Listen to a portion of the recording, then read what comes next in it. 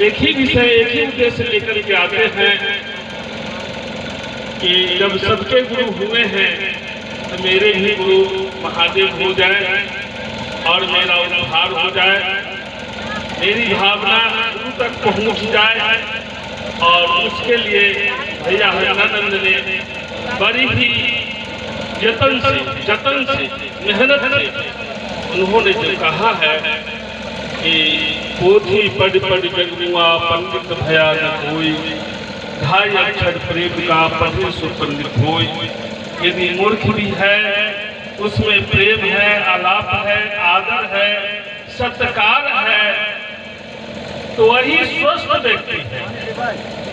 स्वस्थ व्यक्ति की संज्ञा हम इसलिए करते हैं, शरीर से भले वह हट्टा कट्ठा मोटा ताजा हो, देखने सुनने में बड़ा अच्छा दिखाई दे, बोल वचन से अच्छा लगे, लेकिन उसका स्वभाव अच्छा न हो, उसका संस्कार अच्छा न हो, तो वह किसी काम का वो आदमी नहीं है।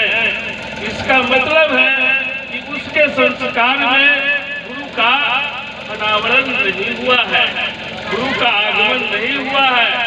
वह किताबी ज्ञान लेकर के वह डॉक्टर, इंजीनियर, बड़े पोस्ट पर गए हैं, शिक्षक है, लेकिन उसके स्वभाव में यदि छल कपट है तो उसका अच्छा गुरु नहीं मिला है।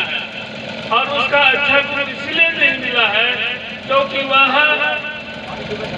ऐसा गुरु किया है जो अर्थनैतिक समझाया है। अर्थनैतिक मतलब धन दो और धन कमाओ। आज फिजिक्स, केमिस्ट्री, बायोलॉजी या पढ़ाई की तैयारी के लिए जो दुकान खोल रखे हैं, जिसको आप कोचिंग कहिए, तो 1300, 1200, 1500, 2000 वो लेते हैं, एक विषय का लेते हैं। 2000 में मैथमेटिक्स पढ़ाएंगे, 3000 में केमिस्ट्री पढ़ाएंगे, फिजिक्स पढ़ाएंगे, 5000 का टारगेट हुआ, 6 महीना में आपको लेंगे और आप पढ़े न पढ़े हमको इतना पैसा चाहिए। हम लोगों को व्यवसाय बना दिया है गुरु भाई बहन कि हम लोग ये पढ़ करके टीचर बने और हम लोग भी कहीं न कहीं से 2 पैसा कमाने का सोचे। आज गुरु भाई बहन सोचने वाली बात है, सिर्फ अर्थ धन संपन्न होने से लोग समझता है कि मैं संपन्न हो गया, मैं गाड़ी खरीद लिया, 2 चक्का खरीद लिया, 4 चक्का खरीद लिया, तो मैं मजबूत हो गया, मैं संपन्न हो गया। 2-4 कट्ठा जमीन की जगह 10 कट्ठा हो गया तो अच्छा कुछ तो अर्ज के गए हैं।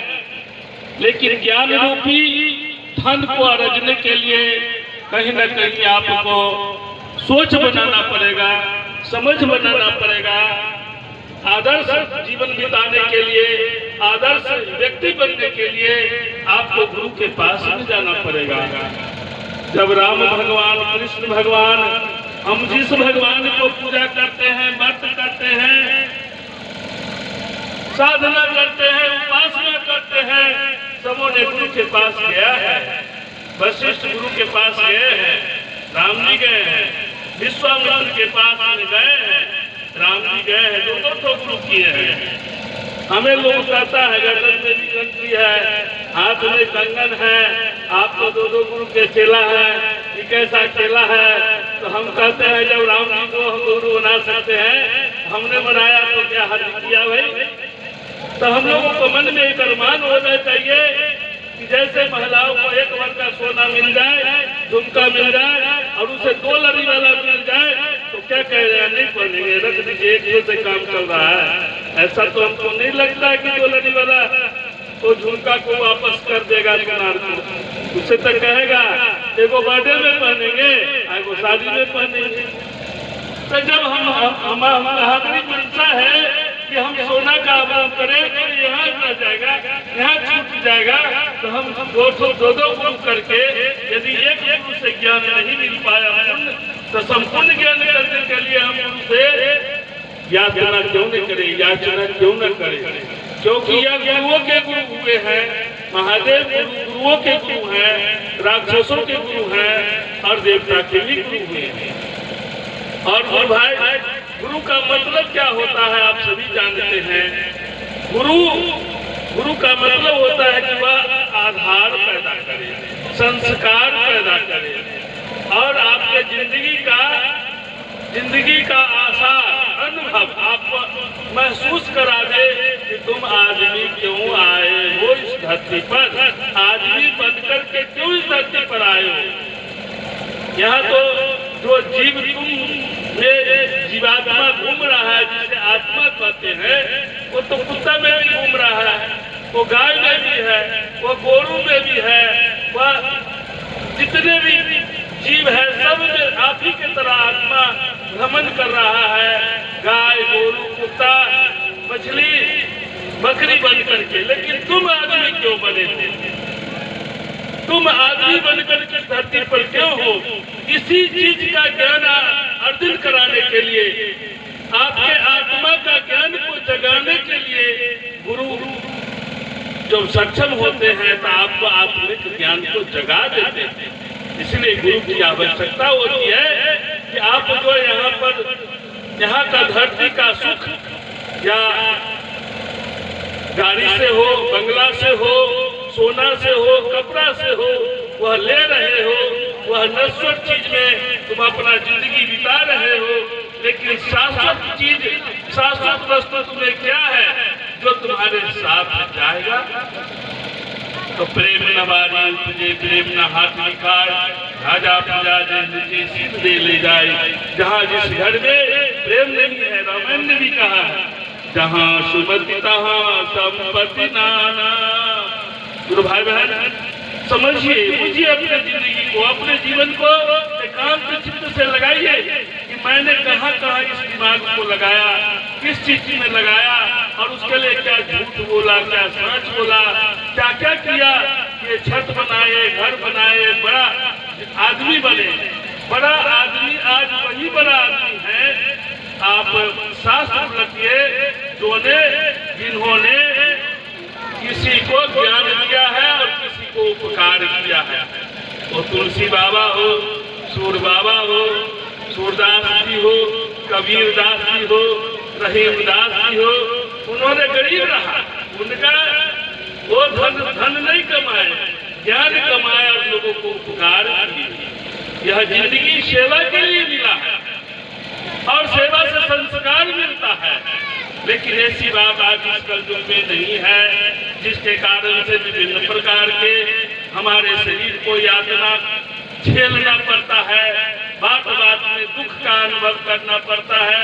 कारण यही है कि भाई बहन कि हम लोग सोना में सुख देख रहे हैं, क्योंकि कलयुग सोना में ही वास करता है।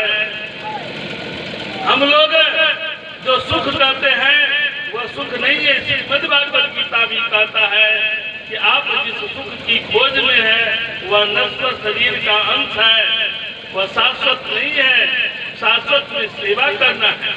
आप यदि कुछ कमाते हैं तो इसका 5 टुकड़ा होना चाहिए माता पिता के लिए, साधु संत के लिए, कुटुंब के लिए, और आपका जो पितर लोग आ रहा है, बाप दादा का दादा और गोसाई, उसके लिए यत्न कीजिए। आपका कमाई में 5 अंश होना चाहिए।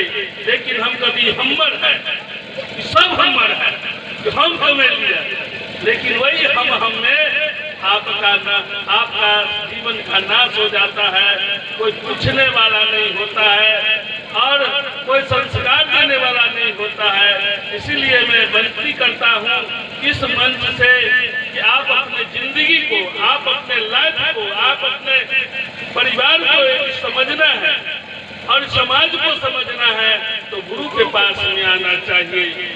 भगवान ने समाज की रक्षा के लिए, राक्षसों से बचाने के लिए 14 वर्ष का वनवास झेलना पड़ा।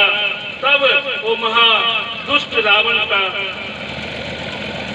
अपने तेजस्व से उसका खात्मा किए, मृत्यु को दंड दिए और उसे स्वर्ग दिया और धरती को सुख दिया। आपके शरीर से, आपके मन से, आपके विचार से कई आदमी खुश हो रहे हैं। ये आप अपने आप में एनालिसिस कीजिए कि हमारे बोल वचन से हमारे घर के लोग खुश हैं, मेरे माता पिता खुश हैं, मेरे सास ससुर खुश हैं। पहले तो परिवार से चले, तब समाज में चलिए।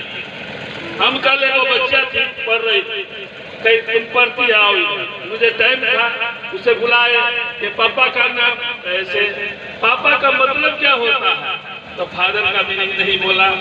तब उसके बाबूजी को बुलाया, कैसे पढ़ाते हो भैया, तुम्हारा बेटी को तो फादर का मीनिंग नहीं आता।